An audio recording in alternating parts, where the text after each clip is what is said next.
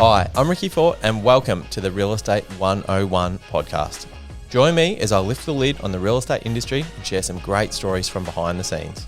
Like and subscribe and enjoy this episode.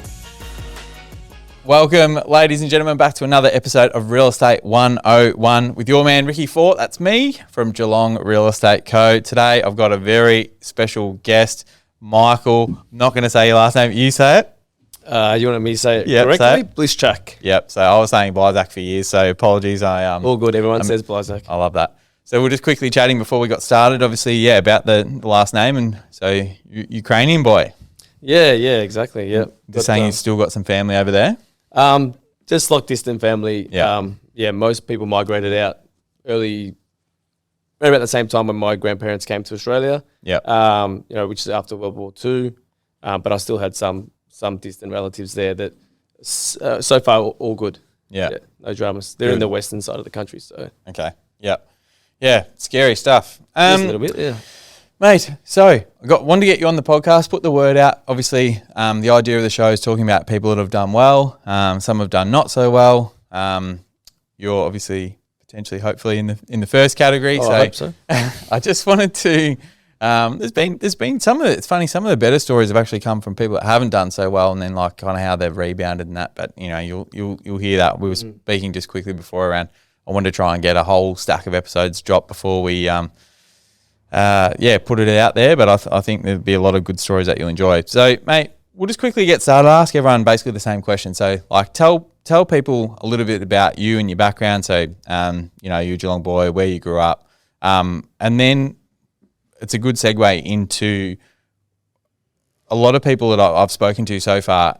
It's either come from their successes, either come from like family, and they come from an entrepreneurial background, or just from circle of influence, people that they follow, people that they're engaged with. So yeah, just tell us, people, go way back to where you're from and your family vibe. Keep it loose. Yeah, done.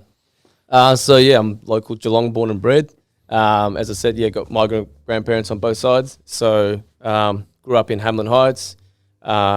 Is that why like 90% of your work's in Hamlin Heights? So we'll get to that in a second. You own half Hamlin Heights. In the beginning, it was very convenient because it's all close to home. Yeah. But I'm on the other side now. Okay. We'll get to that. So just grew up in a sort of working class family. I don't think anyone, either of my parents or any of my siblings, finished high school. We all sort of, whether it wasn't for us or we just had that influence from the parents, that we got into the workforce quite young. And I sort of followed suit probably about 16, 17, realised school's not for me. What did your parents do?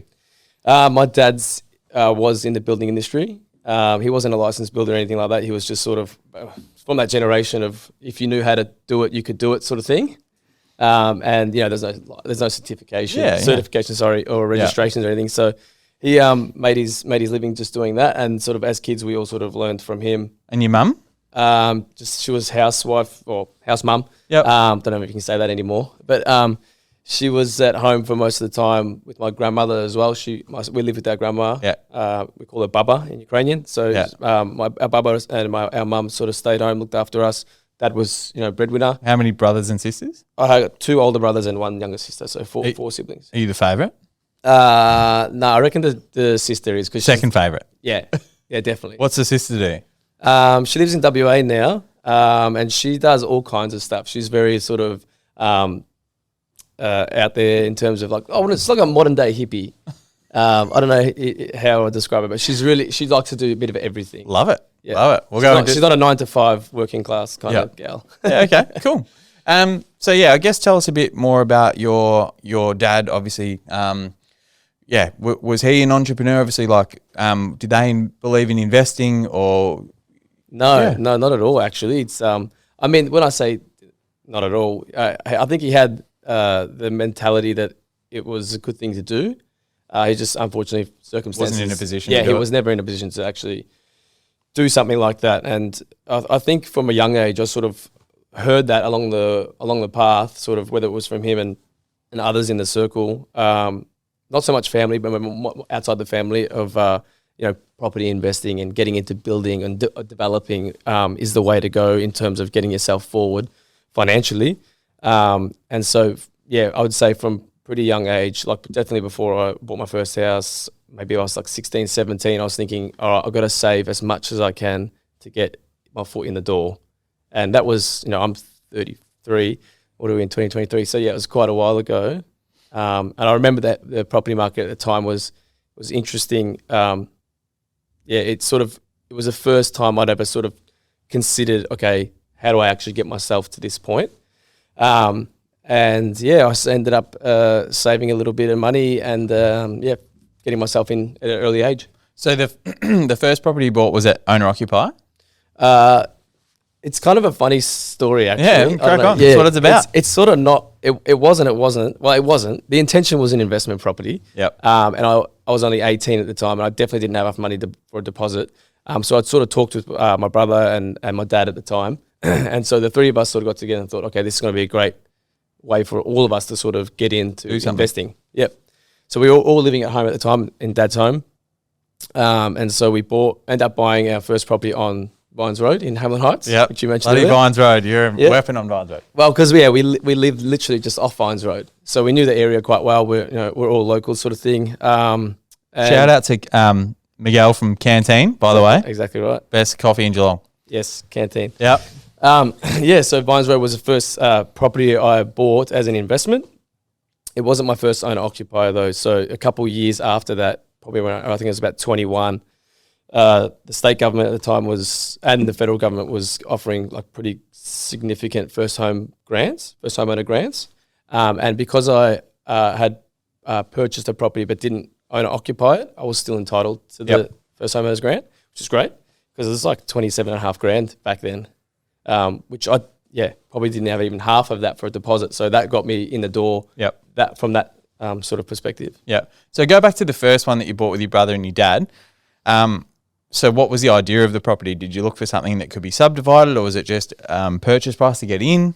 It was probably a little bit of both. And it was probably a little bit of sort of emotional attachment as well. I think I was pretty young. My brother was not only 2 years older than me.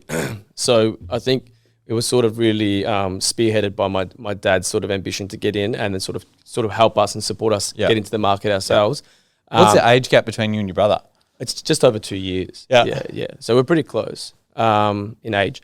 So yeah, we first got in. You like typical brothers, you fight? Yeah. Yeah. Oh, not anymore. Not anymore. He just had his first kid. Who's stronger? He's always he's the older brother. Typical brothers, right? Yeah. He's always going to be stronger. Yeah, I have to say that if he listens to this, he's going to bash me.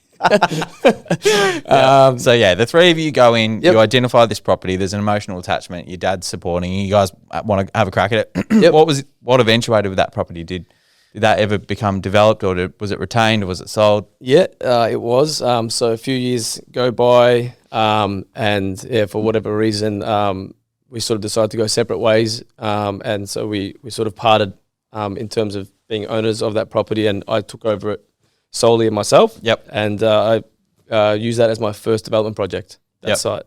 What was it that you liked about the site? Obviously there was 3 sets of eyes at the time, but land size, corner block, north aspect, it wasn't a corner block. It was a 650 square meter block on Vines Road, which anyone who's listening knows that Vines Road's pretty busy. It's kind of like a main road. It has lots of shops on it though. It has a pretty good shopping strip. And so we bought literally directly across from Canteen, where Mick runs his cafe.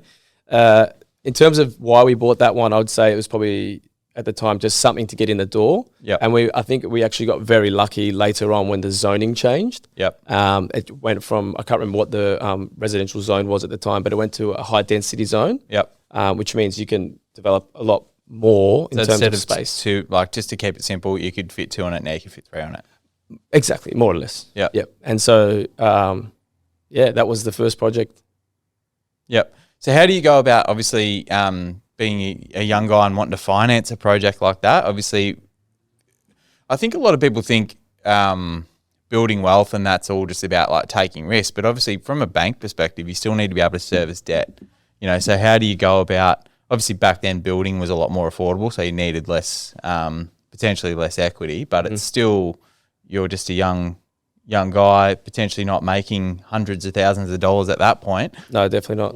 So how do you go about getting finance? I I'm just trying to think back to that, where I was in that time and that situation, because I built that in 2018, and it feels like so long ago for me because I've done a little bit in between. Yeah. So at the time, I think I was on an okay wage. I was a plumber before I was getting into the building game. So as a plumber, I think I was qualified. So I was finally on a decent wage after being an apprentice. Just not being able to afford to eat, basically. And then that wage was probably just enough to get me to a construction loan. Yeah. And I think back then the rates at the time were really like achievable, affordable. And just keep it simple, right? Because I know you've got a very complex knowledge of how it all works. But essentially, you had a 600 square meter house block with a house on the front.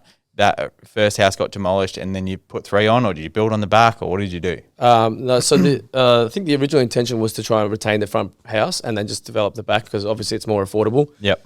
Less borrowing and less construction cost. However, for whatever reason, when I sort of took over the space myself, I decided that I wanted to get rid of the front house and just. And obviously with the zoning change, you went from being able to have 2 to have 3. It did ROI. It did exactly. However, I didn't utilize it at the time because I couldn't afford it. Yep. I did the physio study back then. With, it was the first time doing it, and I was very green, and so I definitely didn't allow like enough contingency and things like that. But I knew that I couldn't afford, or the bank knew as well that I couldn't afford to fund 3. Yep. Exactly. So I ended up just doing the two lot subdivision, 3 bed, 2 bath, 2 garage. Yep. Which ended up being like a really, really good project. I enjoyed it. Yeah. So how did that work? Did you, and I guess maybe your mindset changes over time, but you like sell one, retain one. What's your mindset from being how old at that age? 20? So 2018. I was a little bit older than that then. Yep. So I got to probably 27 or something like that. Yeah. By the time I started building that one. I just got married. So it's pretty much just after getting married. So 27. Yeah. Yeah. So sell one, retain one, or sell both? Or? Yeah, look, me personally, I'd love to be able to retain everything, like anyone.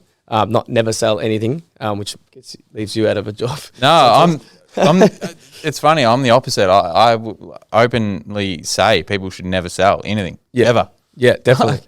Keep is like, all the old heads that have ever come on the show, their biggest regret, which I'll ask you at the end, is theirs is always, I shouldn't have sold X because now it's worth Y. Yeah, of course.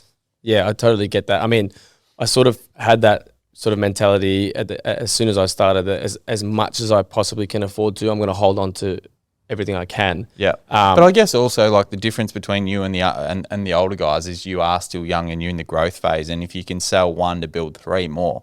Yeah. And that's exactly the model and sort of strategy I took on after that first one. Even though I would have loved to hold them, I knew I couldn't do anything else had I retained both. Yep.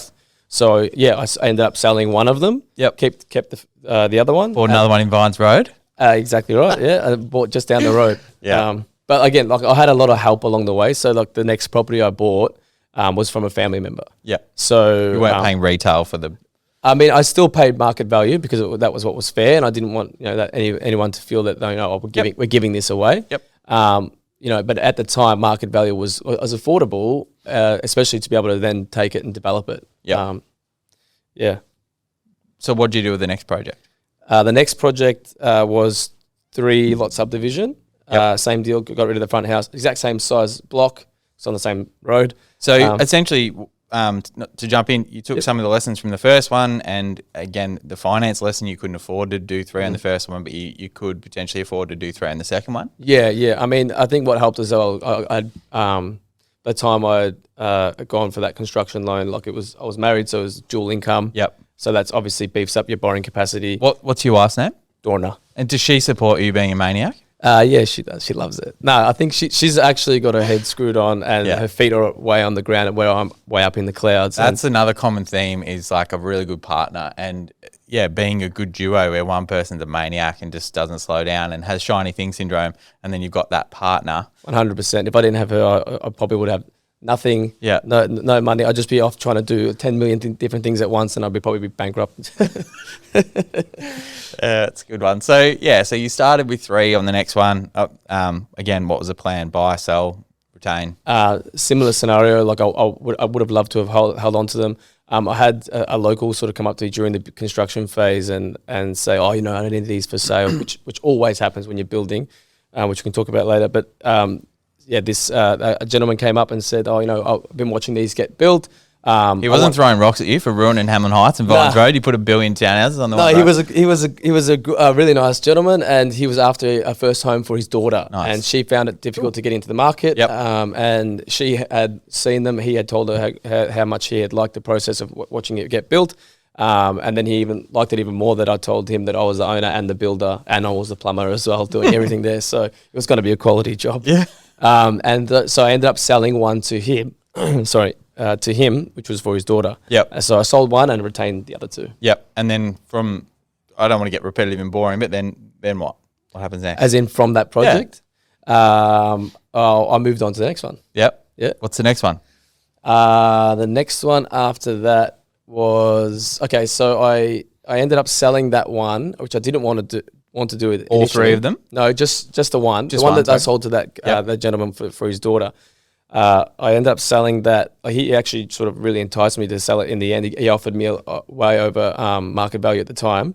So I said, okay, it's a pretty good offer. I can't pass it up. I took it, and then I said, okay, well, there we go. There's my sort of motivation to do the next one. Yep. And I did it. I ended up buying a block. Not on Vines Road? No, not on Vines Road. In Highton. And that was a JV with my father-in-law. Yep. So that was a For the people listening at home, JV is a joint venture. Yep. So we did that together. Yep. He was in the game as well. He'd been in the game way long before I did, and I took a lot of learning from him as well. He's been a developer for a few years, Yep. so I just got lucky there with marrying into that. And then actually he passed me on details to a builder that I ended up working with that he had worked with before, who became sort of like a mentor to me. And I You're happy to share who that was, or save it for the end? builder. Or, yeah. Yeah, that's his name's James Shirley. He's a local builder, very, very good man. He's a gentleman. He coached me and mentored me through the process of what it's like to be a developer and a builder, which is kind of two very, very different things. And then also I was able to get my building license. What do you think? Yeah. Okay. Wow. What do you think's one of the best lessons he taught you? I think when you're dealing with so many different people, suppliers, tradies, potential customers and clients that you're going to sell to, just his ability, his emotional intelligence. I learn a lot from the way he speaks to people, the way he listens to people, because it's really important. As a trader, you don't really want to listen to anyone. You just think you know what you're doing all the time. So I sort of had to take on a new step with how I thought when I was talking to people, and a bit more listening. So I'd say that's just his people skills I learned the most from him. I like it. I think a couple of people who come on the show have spoken about that. Yeah, it takes a village to raise a baby or whatever, but like that vibe that they've either got a really good accountant, really good finance team, really good, just people in their ear that have done well. Is there anyone else kind of in your circle that has been a big part of it? Yeah, definitely my father-in-law as well. Obviously, like I said earlier, he was developing along with James in the earlier days before I was way before I was in the picture. And he's also a gentleman who's also highly emotionally intelligent. Obviously, this is something I lack a lot of, so I'm talking a lot about it. So those two together would be like sort of biggest sort of motivators and inspiring sort of individuals around me. I've had help along the way. Don't get me wrong, by a lot of people. I don't think anybody can build or even run a company or be successful or an entrepreneur without having support. So I've had a lot of that. My wife as well. I will probably go on for ages about talking about how many people support me. Talk about JV. So again, I'm big on, a lot of people talk about it at a pub, with a mate. Oh, we should do something together. We should start a podcast, and nothing ever happens. So I guess how do you go about picking the people that you're going to do something with, and how do you take it from just an idea to a reality? It's actually a really good question because thanks. You ask good questions. You ask great questions. I think about that a lot because ever since I've become a licensed builder, and sort of people around me, whether they're friends or just sort of a bit further distant away from me, they sort of have that conversation. It pops up a lot. Oh, would you ever consider going into something together? I would say, to answer your question, there's so much trust involved in a JV and a joint venture that you really want to, I mean, as best as you possibly can, to know that person, you know that the people around that person that are going to influence that person, because we're talking about like significant amounts of money, and we're also talking about risk, quite a lot of risk in building and developing. So like when things go wrong, which they always do, Of course. and they when they go wrong, they really can go wrong. Yeah. So you want to be with someone that you really trust, that you know how they're going to deal in that kind of situation. Yeah. Are they going to let you take control because they have confidence in what you can and can't do, and vice versa? Can you be confident in them to sort of take control of the situation when you're not able to be there or call the shots? Is anyone, without naming names or anything, or like, it's not about that, but has anyone kind of really let you down and you've learned a harsh lesson from that? I mean, I think, like I said earlier, with building specifically, there's just so many things that can go wrong. And every project, something goes wrong. But as an individual, like to pinpoint an individual, I wouldn't say it was one person. I think I came up with a project, the one that I was just about to talk about, the one that I bought in Highton. It's actually, I did a 2-lot subdivision with some high-end townhouses. One of them I'm living in. And that project was really challenging. And I sort of felt like at some point during that process, I thought I could count on a lot of people that sort of let me down. Yep. So I wouldn't say any individual. I think it was just a reflection of the time. At the time, we were copying so much in the industry. The construction industry was just horrible 12 months ago. So what do you mean? Well, if anyone doesn't know that, like about 12 months ago, I mean, you can see now with the cost of building, this is like the sort of knock-on effect of what was happening 12 to 18 months ago. So the peak of COVID, we were getting supply shortages, so material shortages, material delays. There was no time frames given for anything. So if you put an order in, you'd have to pay to secure your spot, and you weren't given a date when you would receive anything. So I'm talking timber frames, bricks, steel for concrete, structural steel, and then that was just the supply. Then there's the cost of the supply just was skyrocketing every month. We're getting 8-10% price rises on Every month, every 30 days. So you couldn't have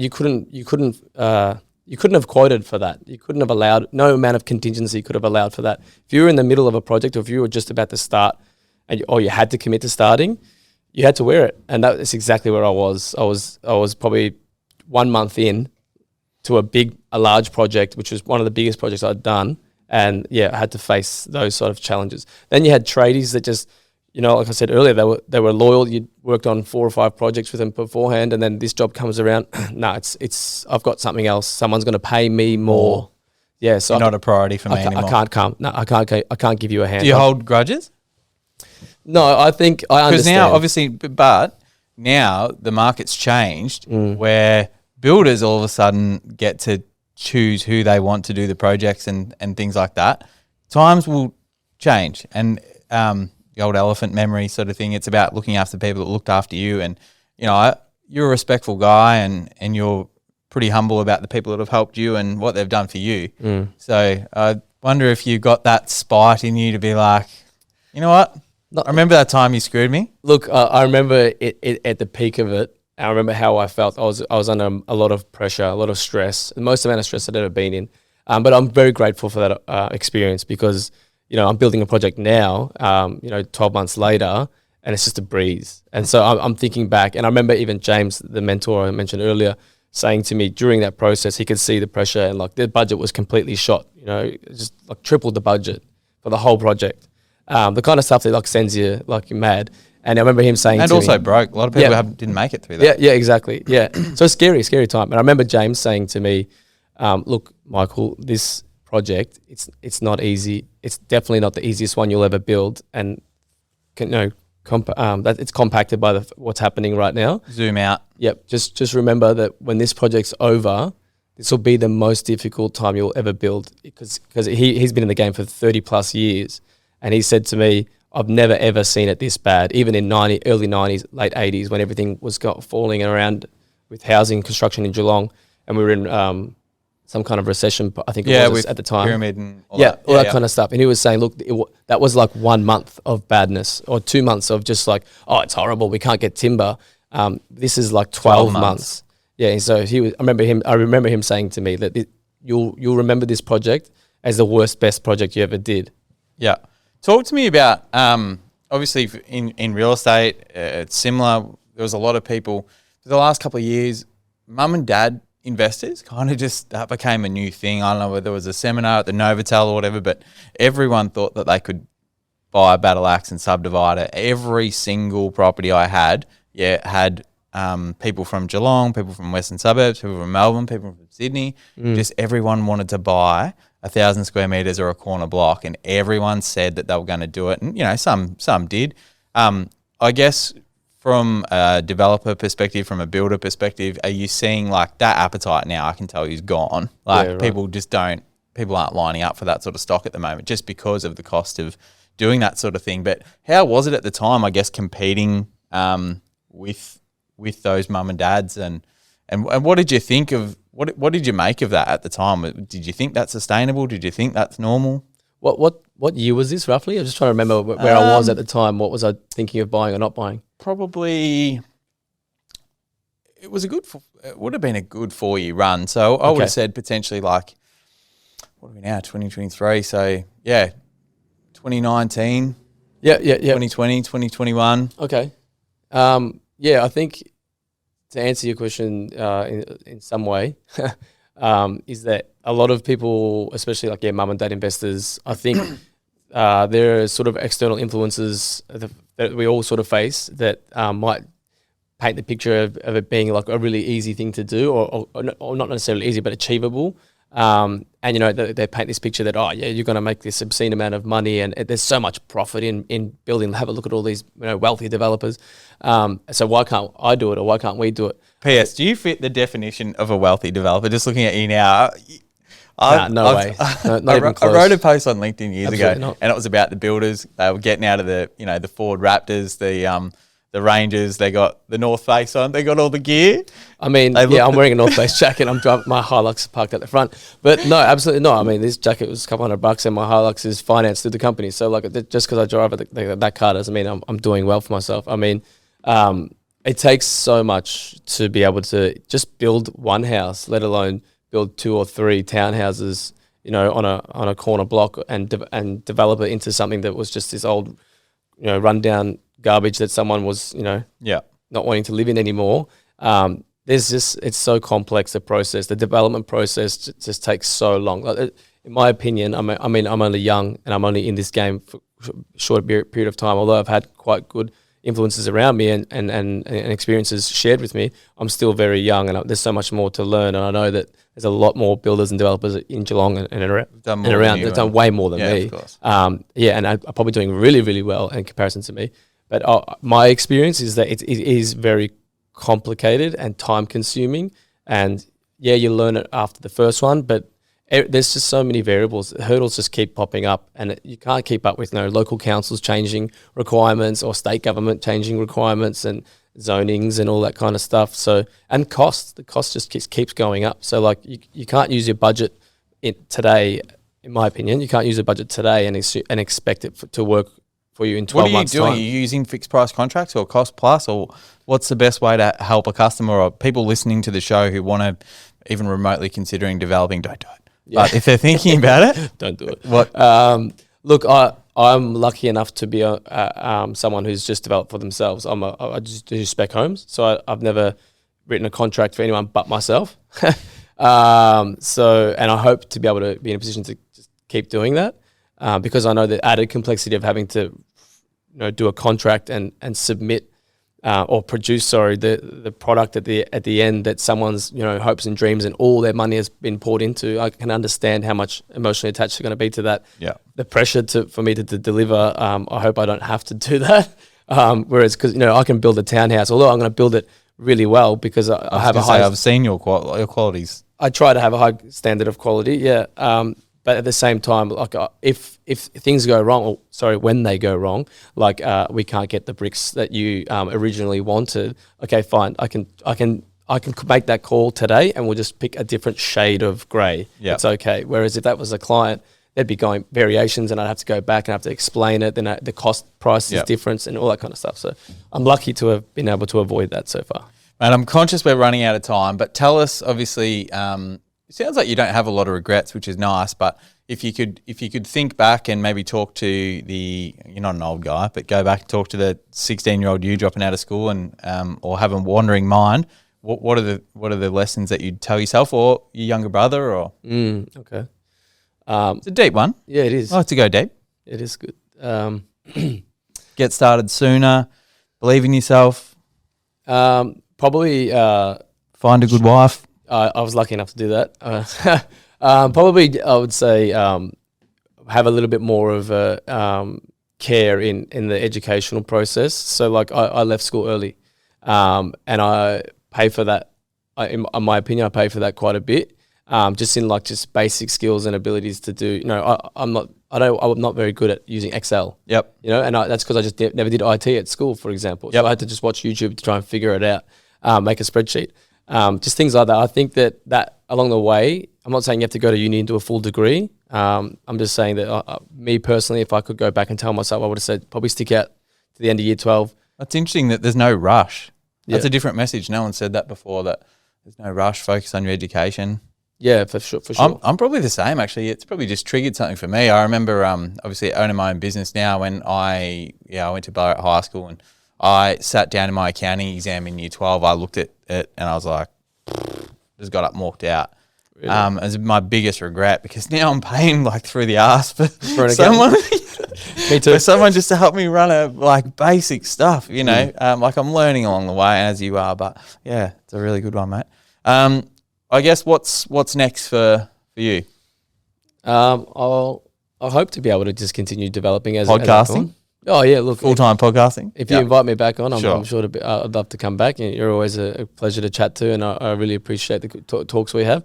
You're definitely one of the most happy and joyful real estate agents I've dealt with in Geelong. Especially in this market, it's tough. But Yeah, I can imagine. so yeah, project-wise. Project-wise, I'm looking at starting another one in that side of town, so Warm Ponds, University Park. It could be a JV at that one as well, which in this current climate, it's just more achievable. As in spreading the risk and Yeah, exactly. Yeah, and just affordability as well. Yep. If you want to keep holding things, it's hard to just keep borrowing. You can't just keep borrowing. You not get at maxed out eventually. 7-8%. Yeah. No, exactly. So that next project will be. I'm doing a project at the moment. I'm building just this one townhouse. I kept the front house. Yep. Building at the Is that back. the first time you've done that? That is the first time I retained the front property. Yeah. Yeah. It was difficult because the renovation was a lot harder than what I thought. Everyone thinks, reno, just lick of paint, new carpet, and done. It's the number one thing I hate, like meeting buyers who think they're going to renovate and you present something that's really good, but it just needs like a few tweaks, and they say, nah, like I'd rather just buy the other one. And it's like, hang on. Like I just sold a property on Helms Road in Newcombe, right? It was re-stumped, re-roofed, re-wired, re-plumbed, full electrical including the main wire in. Like this thing you'd done, you would have spent 150 grand. Yep. And but there was still a bit to do. The choice of flooring was shit or this or that. And people come along and pick it and they're like, no, I'll just buy the next one. And it's like, this thing has got 40 grand worth of new windows. Yeah, well. You know, and you want to buy, Yeah. you know what I mean? Yeah, So it's either just, and I don't have time to educate everyone. It's like you only educate the people that want to listen and want to help. Yeah, definitely. But it's like the cost of renovating versus building. Yeah, it's significant. I think I spent probably 80K on that front house reno, and I did like 90% of the work myself. So like I probably spent 6 months on that. Yeah. So if you factor in the cost Retail, of my that's time, probably 200. Yeah, exactly. Well, someone came up and mentioned it to me. Oh, how much did you spend? And I told them, I said, you would have spent double that. And I said, well, yeah, if you were paying me for sure. But I factoring my time, yeah. So I didn't allow that in the contingency when I bought that property. I thought, just a quick little reno. But once you start, you open a can of worms. That's what renovations are. It's a good story about how even you still make mistakes and still learning, and that's what it's about. But, mate, that's the whole point of the show, just bringing people on, people who've done well, people who've not done well, shared experiences and helping other people. That's the whole point of the show. So, mate, thanks so much for coming on, and I'm looking forward to doing something together again soon. Thanks, Ricky. Thanks for having me.